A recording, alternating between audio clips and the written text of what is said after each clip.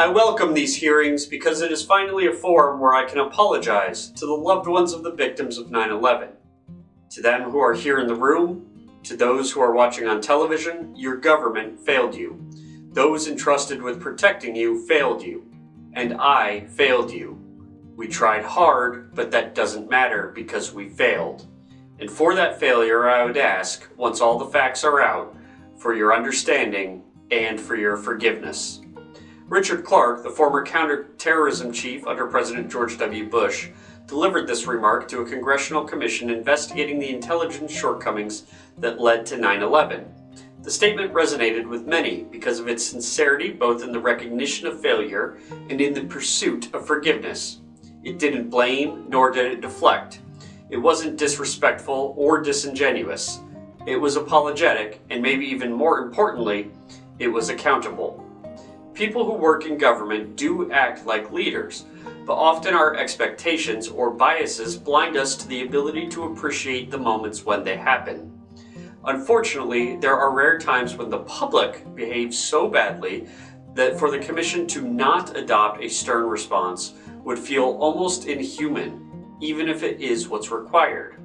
That was the result of Thursday's meeting about adopting the new methodology for collecting stormwater runoff prevention. The whole meeting felt like it was waiting for the captain from Cool Hand Luke to step in and announce, "What we've got here is a failure to communicate."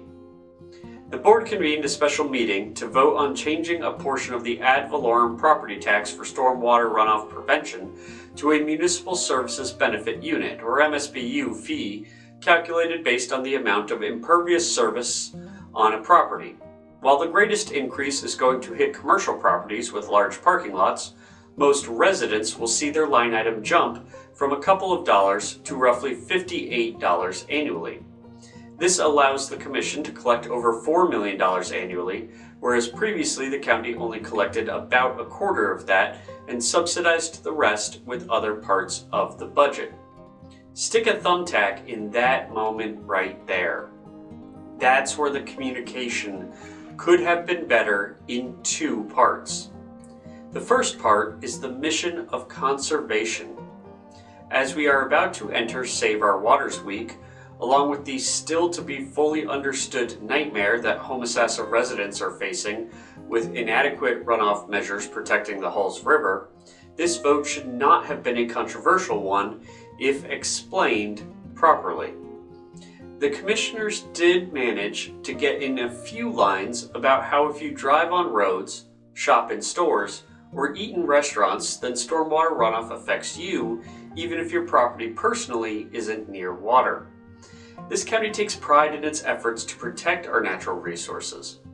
That element of environmental conservation, which this community believes in so heartedly, should have been amplified but instead became downplayed to individual freedoms in the meeting.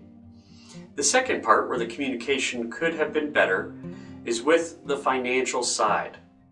The remaining question, when a fee that had been previously subsidized around $3 million by other parts of the county budget, naturally becomes, now what is going to happen with the $3 million freed up that had previously been a subsidy?